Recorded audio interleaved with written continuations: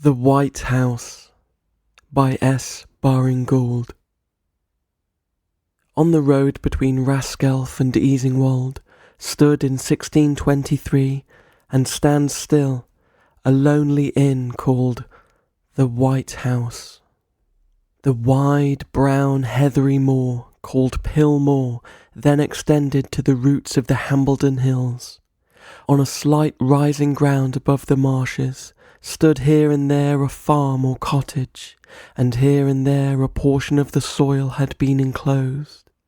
To this day a large portion of the moor remains untilled, and is a favourite resort of botanists, who find there several varieties of gentian and orchis, rare everywhere. Originally it stretched from Borough Bridge to the Hambledons, intersected by the streams flowing into the Ouse, patched here and there with pools of water. In the White House lived a man called Ralph Reynard and his sister. Ralph paid his addresses to a fine-looking young woman, dark-eyed, dark-haired, who lived at Thornton Bridge at the Red House, where the road from Brafferton or Tollerton crossed the Ouse to Topcliffe and Ripon. The old house, lonely, surrounded by trees, with traces of a moat or pond, in spring full of yellow flags, stands to this day almost deserted. The girl was poor, and a good match was of the first advantage to her. She was at the time in service at the Red House, and thither Ralph came to visit her.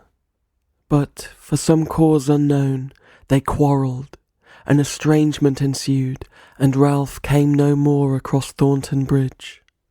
At the same time, a yeoman named Fletcher, living at Moor House in the parish of Raskelf, had cast his eyes on the comely young woman, and he took advantage of the rupture between the lovers to step in and offer his hand to the damsel. He was at once accepted in a fit of resentment against Ralph Reynard, and the marriage rapidly followed, so that she soon found herself the wife of a man whom she did not love, and some miles nearer the White House, where Ralph lived, whom she did love, than when she had resided at Thornton Bridge. The resentment she had felt died away. An explanation followed when too late. There was a scene, despair on both sides, and resentment entertained by both Ralph Reynard and Mrs. Fletcher against the unfortunate yeoman who stood between them and perfect union and happiness. On market day, when Mrs. Fletcher ambled on her nag into Easingwold, she invariably halted at the White House, when the hostler, one Mark Dunn, a beetle-browed, uncouth fellow from Hooby, received and held her horse as she dismounted and entered the inn. Ralph, the host, was always there, and received Mrs. Fletcher with an affection which dissatisfied his sister, a woman of sense, who saw that this cherishing of an old passion could lead to no good. When Mark Dunn disappeared for a few hours at a time, she shrewdly suspected that he was sent on messages to Raskelf. More than once she interfered and rebuked Ralph, her brother, warning him of the dangerous consequences of thus encouraging the attachment of a woman now bound to another man by the most sacred ties. With an oath he bade her mind her own business, and not interfere with him. Fletcher could not but be aware that his wife did not love him. Whispers reached him that she met her old sweetheart when he was from home, that her nag was seen standing on unreasonable time outside the door of the White House. He caught Mark Dunn one evening prowling in his orchard, and he fell on him with a stick. The ungainly fellow howled with pain and swore revenge.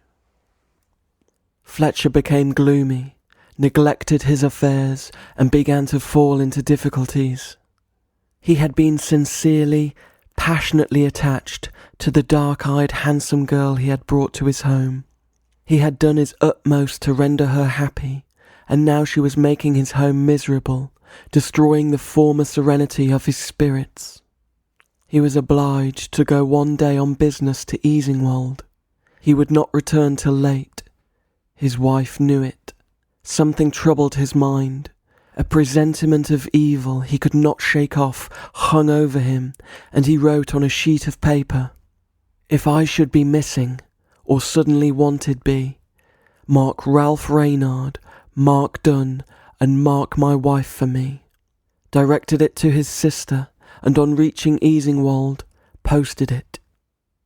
No sooner was he gone than Mrs. Fletcher mounted her horse and rode to the White House. She asked to see Reynard, and he walked by her side some way back to Raskelf. There they parted, and Reynard was next observed in close conversation with his hostler, Mark Dunn. It was May Day. In the sweet spring evening, Fletcher was returning on foot from Easingwold, when he came to Dorney Bridge, where at that time a road branched off from the highway from the north to York, and traversing the Lund led to Raskelf. As he crossed the bridge, he stood still for a moment, and looked up at the stars just appearing. Next moment, Reynard and Dunn were upon him. They had sprung from behind the bridge, and he was flung over it into the water. The stream is narrow and not deep, so that, once recovered from the shock, he could have easily crawled out. But the murderers leaped into the water after him. Mrs. Fletcher, with a long sack over her shoulder, ran out from the shadow of a bush where she had been concealed, and they held the farmer under water, the two men grasping his throat, his wife retaining his feet in the sack, into which she thrust them, till his struggle ceased, and he was, or was supposed to be, dead. The body was then thrust into the sack which Mrs. Fletcher had brought for the purpose, and the three guilty ones assisted in carrying or dragging the body along the road towards the White House. They were alarmed once. The clatter of a horse's hoofs was heard, and they concealed themselves by the roadside. The horsemen passed. They emerged from their place of hiding and continued their course. As they drew near to the inn, a streak of light from the inn door showed that it was open. They heard voices. The horseman had called for something to drink, and it was brought to him without his dismounting. Then Miss Reynard was heard calling, "Ralph! Ralph!" She wondered, perhaps, at his long absence, or wanted him for some purpose in the house. No answer was returned. Reynard, Dunn, and Mrs. Fletcher lifted the body over the low hedge into Reynard's croft or garden, and buried it in a place where the ground had been disturbed that day by his having stubbed up an old root. They carefully covered the body with earth, and Reynard sowed mustard seed over the place. It was thought prudent that Mrs. Fletcher and Reynard should not meet after this. People wondered what had become of Fletcher, but knowing that he was somewhat embarrassed in his circumstances, they readily accepted the statement of his wife that he had gone out of the way to avoid having a writ served on him. Thus matters stood till the 7th of July, when Ralph Reynard rode to Topcliffe Fair. It was a bright sunny day. He passed the Moor House, but did not stay there, crossed Thornton Bridge, went before the Red House, where he had so often visited and spent such happy hours with the woman who was now his accomplice in crime, along by Cundall to Topcliffe. He dismounted at the inn there, the Angel, an old-fashioned house near the dilapidated market cross. He led his horse out of the yard into the stable. The sun glared without. Within it was dark. As he was removing the bridle from his horse, suddenly he saw standing before him the spirit of Fletcher, pale, with a phosphoric light playing around him, pointing to him and saying, "Oh, Ralph, Ralph, repent, vengeance is at hand." In an agony of horror he fled out of the stable. In the daylight without he recovered composure and endeavoured to believe that he had been a victim to delusion. He thought he must buy some present for the woman, love for whom had led him to the commission of murder. He went to one of the stalls to buy some trinket, a chain of imitation coral beads. "How does it look on the neck?" he asked, extending it to the keeper of the stall. Then he looked up and saw a ghastly figure opposite, the dead man with the coral around his neck, knotted under his ear, and his head on one side, the eyes wide open, with a blaze in the eyes, and heard him say, "How like you a red streak round the neck such as this? I will put one round the throat of my wife, and you shall wear one too." Sick and faint, he hastened back to the inn and called for beer. Towards evening he rode home. He saw as he came towards the car, where there is a dense clump of trees, a figure looking at him. It was deliberately getting out of a sack and shaking and wringing water out of its clothes. With a scream of terror, Reynard plunged his spurs into the horse's flanks and galloped past Cundall, home. As he crossed Thornton Bridge, he closed his eyes, but when he opened them again, he saw the well-known figure of the dead man walking before him so fast that his horse could not catch him up. The ghost trailed the sack after it and left a luminous track on the road.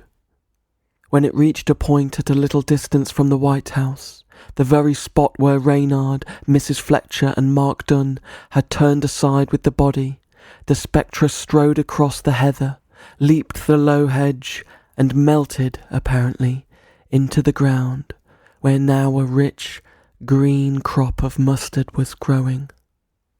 "You're back earlier than I thought," said the sister of Ralph Reynard. "I reckon thou'st not been stopping this time at Moor House?" Reynard said nothing except, "I'm ill." "Ah," said his sister, "I've gotten thee a nice bit of supper ready, with a beautiful dish of salad." And she laid the cloth and placed upon it a plate of fresh-cut mustard. Reynard's face grew rigid and white. "What is the matter?" asked his sister. Opposite him, on the settle, sat the dead man, pointing to the salad. Ralph sprang up, drew his sister away, and told her all. She, poor woman, horror-struck, ran off at once to Sir William Sheffield, a justice of peace residing at Raskelf Park. The 3 guilty parties were apprehended and taken to York, where on July 28th, 1623, all 3 were hung. When they had been cut down, the bodies were removed and conveyed in a wagon to the White House, the hangman seated by the driver in front. There is a little rise not far from the inn, commanding the spot where the murder was committed, and the green mustard bed where the body of Fletcher had been hidden, but which had been removed and buried in Rascliffe churchyard. On this hill a gibbet had been erected, and there the 3 bodies were hung, with their faces towards the dismal flat and the gurgling stream where the murdered man had been drowned. There they hung, blown about by the autumn storms, screeched over by the ravens and the magpies, baked by the summer sun, their bare scalps capped with cakes of snow in the cold winter, till they dropped upon the ground, and then their bones were buried and the gallows cut down. About 80 years ago the plough was drawn over Gallows Hill, when a quantity of bones were unearthed by the share. They were the bones of Reynard, Dunn, and Mrs. Fletcher. The hill to this day bears its ill-omened name, and people mutter about Raskelf the doggerel lines: "A wooden church, a wooden steeple, rascally church and rascally people." The end.